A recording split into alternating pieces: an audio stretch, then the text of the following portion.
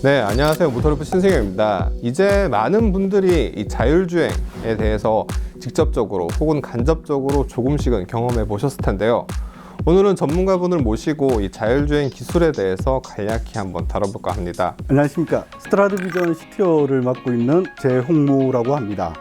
저는 전사 CTO로서 회사 전반에 이제 기술 개발을 총괄하고 있고 선행 기술 개발을 하는 팀을 직접 이끌고 있습니다. 스트라드비전에는 2016년도에 조인을 했고요. 그 이전에는 인텔 코리아에서 얼굴 인식과 관련된 기술을 개발을 하였습니다. 저희 스트라드비전은 2014년 인텔 코리아 개발자 출신들이 설립한 회사로서 자율주행과 ADAS라고 불리우는 첨단 운전자 보조 시스템에 들어가는 딥러닝 기반의 카메라 기반의 인식 기술을 만드는 회사입니다. 저희가 아무래도 해외 시장을 주로 타겟으로 하다 보니까 글로벌 사업 확장을 위해서 주된 시장인 미국, 중국, 일본, 독일에 걸쳐서 사무실을 운영하고 있습니다.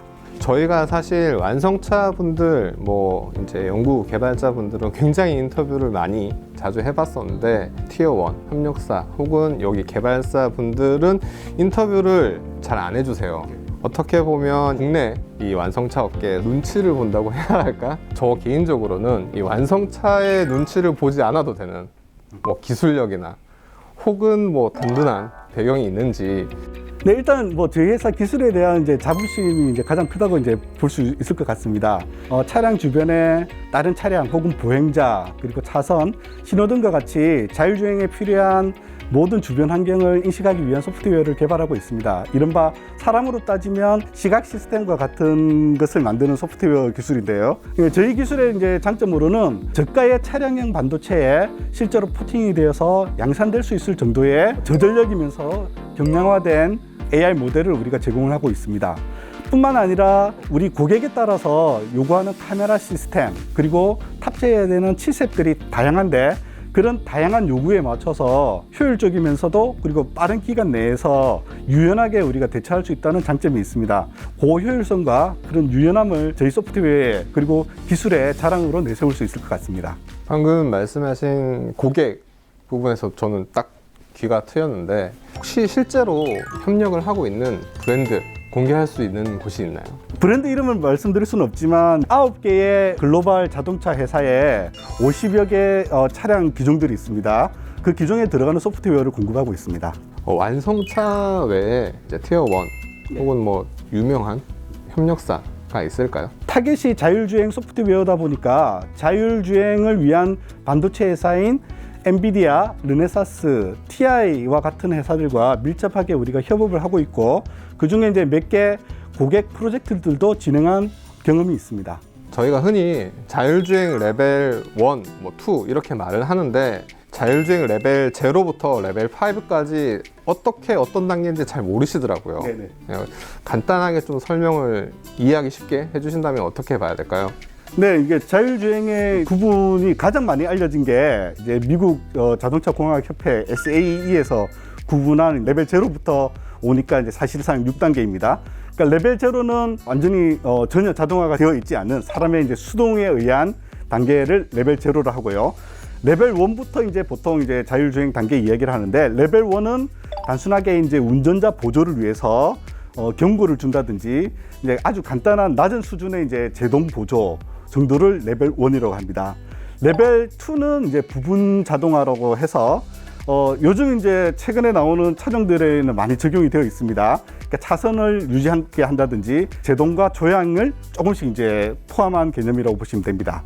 그리고 레벨 3는 조건부 자율주행이라고 해서 이 단계에서부터는 사람의 손을 많이 타지 않는 경우가 됩니다. 예를 들어서 차선을 변경을 한다든지 그리고 고속도로 진출입을 내비게이션 가이드에 의해서 가게 한다든지 레벨 4부터는 고도 자율주행이라고 해서 우리나라 도로교통법 기준으로 보면 도로라고 일컬어지는 그 도로 환경 내에서 사람의 간섭 없이 운전이 가능한 부분이라고 생각하시면 되고 레벨 5는 완전 자율주행이라고 해서 사람의 간섭을 전혀 개입하지 않고 차가 갈 수 있는 어떤 환경에서도 자율적으로 움직일 수 있는 그런 단계를 레벨 5라고 정의를 하고 있습니다.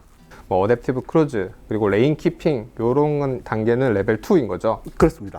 제가 알기로 작년부터 국내에서도 레벨 3 단계가 허용된 걸로 알고 있거든요. 네, 네. 근데 레벨 3 차량을 아직 접하기는 쉽지 않은 것 같아요. 레벨 2와 레벨 3 이 둘의 차이가 어느 게 제일 큰다고 보시나요? 사람이 이제 핸들 위에 손을 이제 얹고 있어야 되느냐, 얹지 않아도 되느냐 정도의 차이인 것 같습니다. 물론 전방 주시의 의무는 여전히 있습니다만 사람이 이제 핸들을 굳이 얹지 않아도, 그리고 브레이크에 발을 얹지 않아도 자율적으로 판단을 해서 자율주행이 가능한 부분의 차이인 것 같습니다.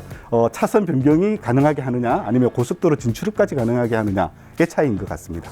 방금 말씀해주신 레벨 3 실제 소비자들이 접할 수 있는 단계 시기가 한 어느 정도 예상하시나요? 이거는 이제 기술적 한계도 있겠지만 이제 각 국가별로 이제 규제나 인프라와도 연관이 좀 있는 것 같습니다. 2025년부터는 일반 고객들도 레벨 3의 자율주행차를 접할 수 있지 않겠나 예상을 하고 있습니다. 이것은 이제 어떻게 보면 차량을 제조하는 저희 이제 고객들의 의지이기도 하고요. 시장 전망을 분석을 했을 때 이때쯤 그 기술과 그리고 그 나라의 이제 도로교통 규제가 레벨 3를 적용하기에 적합하다고 판단을 했기 때문에 그런 정보를 저희한테 주는 것 같습니다. 최근에 GM에서 네. 이제 슈퍼크루즈에서 한 단계 더 발전한 네. 울트라 크루즈를 네네. 발표했습니다. 네네네. 그리고 뭐 테슬라도 그 이전에 오토파일럿보다 네. 조금 더 진화된 풀셀프 드라이빙 네. 이렇게 네네. 단계를 말했는데 네. 뭐 GM에서는 자체적으로 이게 3단계는 아니다. 네. 테슬라는 뭐 레벨 3에 근접하다라고 네. 하지만 많은 분들이 레벨 2라고 네. 이렇게 이야기를 하고 있더라고요. 네네. 뭐 어떻게 보시는지 좀. 기술적인 관점에서는 자율주행의 레벨 단위로 봤을 때는 레벨 2와 레벨 3 중간 단계라고 저는 보여집니다. 레벨 3라고 이야기하고 4라고 이야기하는 것은 이제 마케팅적인 측면이 좀 강한 것 같습니다. 풀 셀프 드라이빙이라는 용어 관련해서 독일 같은 경우에는 너희가 진정한 그 풀 셀프 드라이빙이 아니기 때문에 그런 용어를 써서는 안 된다. 그렇죠. 예, 그렇게 이제 판단을 하기도 이제 했지 않습니까? 그래서 신호등 인식이라든지 그런 것들이 아주 제한적이어서 레벨 3까지는 도달하지 못했고 그 둘 사이 어딘가라고 생각을 합니다. 테슬라나 모빌아이 같은 경우에는 이제 자율주행 시스템을 네. 할 때 굉장히 다양한 센서들이 있잖아요. 네. 카메라, 라이다, 레이더 네. 중에 카메라를 좀 집중하는 모습이더라고요. 그렇습니다. 예. 그리고 그 외에 반대편에서 네. 라이다가 필수적이다 네. 라는 입장도 있고요. 네. 어느 진영에 조금 더 의견을 동의하시는지.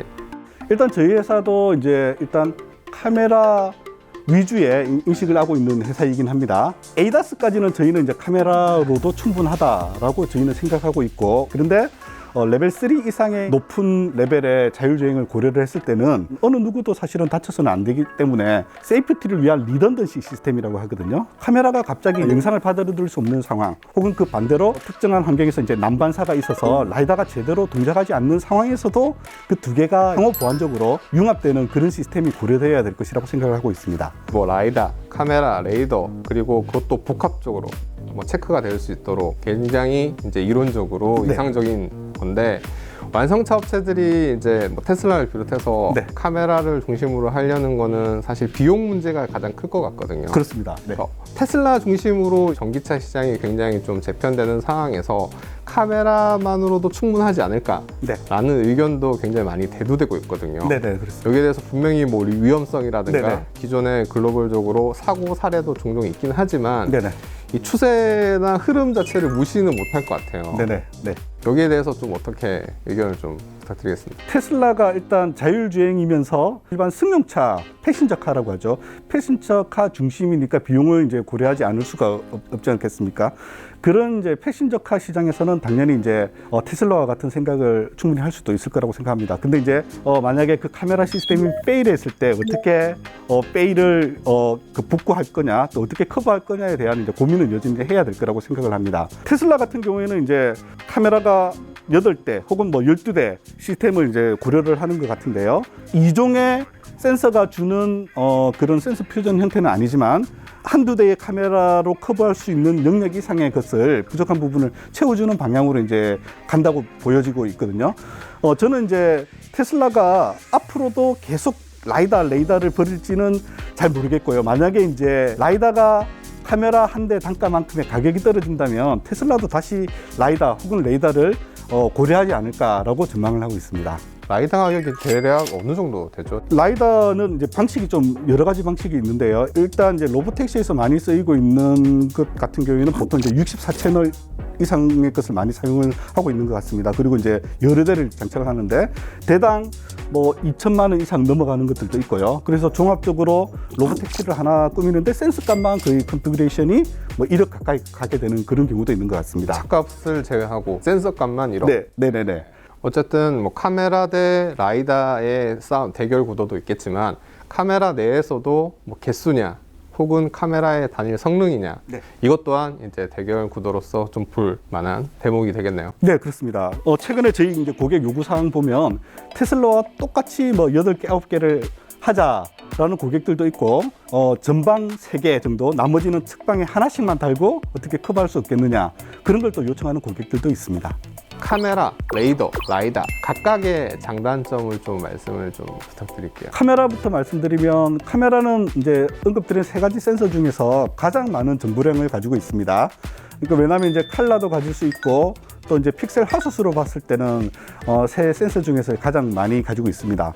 그러나 이제 단점으로는 카메라 영상으로부터 우리가 필요로 하는 의미 있는 정보를 추출하기 위해서는 많은 계산량을 이제 필요로 한다는 네. 단점이 있습니다. 그리고 이제 레이더, 라이다 같은 경우에는 카메라가 가지지 못한 검출하는 오브젝트에 대한 거리를 높은 정확도로 이제 줄 수 있다는 장점이 있습니다. 레이더는 일단 직선 거리에 대해서는 정확도가 높지만 측면에 대한 이런 정확도는 좀 낮은 경향이 있습니다.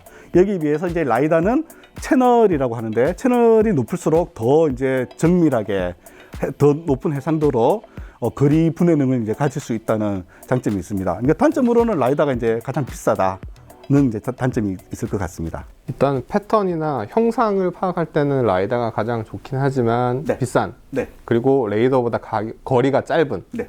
것도 있고 레이더 같은 경우에는 거리가 굉장히 멀리 있는 장점이 있지만 약간 이 형상에 네. 대해서 파악을 할 때 라이다보다 조금 불안정한 느낌이 있고 카메라 같은 경우에는 이 난반사, 네. 햇볕이라든가 아니면 이미지 패턴의 분석이 좀 잘 안 되는 부분 네, 네. 이런 것들이 좀 단점으로 꼽히는 것 같은데 네. 지금 현재 뭐 말씀 주신 이 2가지 진형 중에 네. 이 스트라비전은 카메라 쪽에 조금 더 신경을 쓰고 있는 거죠. 그렇습니다. 네. 어떻게까지 이제 될 것 같나요, 지금? 레이더, 라이더에 비한 단점으로서는 사실은 거리 정보를 바로 직접적으로는 줄 수 없다는 단점이 있긴 한데 라이더 정도의 정밀도는 아니지만 라이더가 없어도 카메라만으로 영상의 형상과 거리까지 동시에 우리가 검출할 수 있는 방향으로 기술 개발을 진행을 하고 있습니다. 트롤리 딜레마가 항상 언급되잖아요. 방향에 따라서 사고 피해라든가 네네. 들을 딜레마가 빠질 수 있는데 네네. 인공지능을 통해서 이게 극복이 가능할까요? 인공지능이라는 것 자체는 현재 상황을 파악을 해서 사람이 이제 프로그래밍 한 대로 이제 결정을 하게 하는 경우인 건데 트롤리 딜레마의 여러 가지 이제 베리에이션 중에 내가 지금 살릴 수 있는 사람은 2명인데 죽일 사람은 3명이다. 혹은 앞에 치어야 되는 사람이 어린이다. 혹은 뭐 나의 부모님이다. 이런 상황을 인공지능은 알 수는 없다는 거죠. 그러니까 2017년도에 이제 구글은 이제 이런 식으로 이제 답변을 했어요. 그러니까 실제로 인공지능이 이 트롤리 딜레마에 직면하게 되는 경우는 없을 수 있다. 사람의 이제 반응 속도는 적어도 이제 사람 눈으로 보고 브레이킹 했을 때 예를 들어 200ms의 지연 시간이 있다면 인공지능에 의한 제어는 그보다 훨씬 더 빠른 시간에 최적의 방법으로 액션을 취할 수 있기 때문에 최대한 운전자도 살리고 또 이제 보행자도 살릴 수 있는 방향으로 발전할 것이다. 라고 이제 전망을 하는 것 같습니다. 일단은 그 인공지능 기술 자체가 말씀드린 그 트롤리 딜레마를 고민할 수 있는 정도 수준이 이르려면 아직까지 10년이 걸릴지 20년이 걸릴지 잘 모르겠어요. 그 부분은 그때 가서 사실 생각해도 늦지 않은 것 같고, 그러나 단 이제 요 트롤리 딜레마가 인공지능 연구에 던질 수 있는 좋은 화두는 인공지능의 발달이 단순하게 기술의 발달뿐만 아니라 사람이 고민하고 있는 윤리적인 문제도 같이 이제 고민을 해야 된다는 측면에서는 좋은 화두인 것 같고, 저희 나라에서도 2020년도에 자율주행 기술 개발을 위한 윤리 가이드라인을 설정을 하고 있습니다. 그래서 기술 개발자들이 그런 부분을 같이 염두에 두고 진행을 하면 저는 좋을 것 같다고 생각하고 있습니다. 직접 현장에서 연구 개발을 하시는 입장에서 어떤 부분이 조금 있었으면 좋겠다라고 생각하시나요? 저희가 또 국내뿐만 아니라 해외 투자로도 이제 확장하고 있으니까 투자와 관련돼서는 이제 큰 어려움은 없고, 아무래도 이제 그 개발 인력의 확보죠. 우리나라 전체적으로 최근에 개발 인력 확보하기가 IT 산업 전반적으로 어렵지 않습니까? 그래서 이제 개발 인력 확보가 이제 첫 번째로 어려운 것 같고, 이제 자동차 회사에 맞는 또 그 개발 프로세스나 또 자동차에 들어가는 소프트웨어가 가져야 되는 여러 가지 이제 제약 조건들이 있는데, 그것과 관련된 기술을 좀 잘 습득을 해야 되는데, 이런 부분들을 저희 회사가 자체적으로 양성하기는 참 힘들거든요. 이런 인력들을 전문적으로 양성할 수 있는 그런 기관이나 그런 제도가 좀 필요하다는 생각을 하고 있습니다. 거의 마지막 질문이 될 텐데요. 테슬라의 자율주행 기술을 기준으로 이야기하자면 너무 많은 논쟁이 있기 때문에 네네. 테슬라 외에 네. 조금 주목할 만한 자율주행 기술 회사, 네. 스트라이드 비전 빼고 예. 여기 있는 회사는 조금 주목할 만하다, 네네. 아니면 여기 이런 기술 트렌드 네. 조금 흥미롭다라고 네. 보시는 곳이 있나요? 테슬라보다 훨씬 더 빠르게 이제 자율주행을 실행했던 웨이모를 들 수가 있겠죠. 웨이모는 물론 이제 그 타겟이 이제 로봇 택시나 이제 이동 셔틀이기도 하고, 그 라이다 위주의 기술이긴 합니다. 그러나 이제 최근에 이제 웨이모의 이제 기술 성숙도를 봤을 때, 일단 웨이모는 뭐 99.9%의 환경에 대해서는 이제 자율주행이 자신이 있다. 단 그 0.1%는 뭐냐 하면, 이제 예를 들어 교차로 상황에서 그리고 신호등이 고장난 상황에서 저희 사람들은 이제 눈치껏 끼어들기나 그런 걸 잘하는데, 자율주행은 이게 끼어들기를 해야 될 타이밍인지 기다려야 될 타이밍인지 판단하기 어렵다. 그리고 교통경찰관들의 수신호와 단순하게 사람이 손을 흔드는 것은, 자율주행 차는 그걸 어떻게 구분할 거냐. 그것을 제외하고는 자율주행이 퍼펙트하게 구현이 됐다고 생각한다라고 이제 이야기를 하고 있습니다. 그래서 단순하게 자율주행의 기술 성숙도만 봤을 때는 웨이모를 저는 뭐 주목을 해야 될 것 같고요. 내연기관을 버리게 됨으로 인해서 차량 프레임 자체가 더 이제 고성능의 이제 컴퓨터를 넣을 수 있는 구조가 되고 하다 보니까, 최근 전기차 업체들은 ADAS는 기본이고 또 설계 자체를 자율주행이 가능한 방향으로 설계가 되어지고 있는 것 같습니다. 그래서 중국 회사 같은 경우에는 이제 샤오펑이라는 회사는 유튜브 상에 자기들이 마케팅하는 거는 이미 이제 테슬라를 넘어섰다, 이렇게 이야기를 하고 있는 것 같고요. 그리고 이제 또 다른 이제 전기차, 여전히 중국 회사이긴 한데 니오 같은 데도 설계 자체를 그 자율주행을 고려를 하고 설계되어진 회사여서, 전기차 회사들끼리의 대결이 좀 저는 볼만하다고 생각을 합니다. 저희가 이제 스트라이비전의 실제 기술과 실무를 네. 가지고 다음 시간에 보도록 하고, 오늘은 이제 자율주행에 관해서 CTO님을 모시고 간단하게 인터뷰를 진행해 봤습니다. 저는 지금까지 모터래프 시청이었고요. 스트라드 비전 CTO 재홍모였습니다. 네, 감사합니다.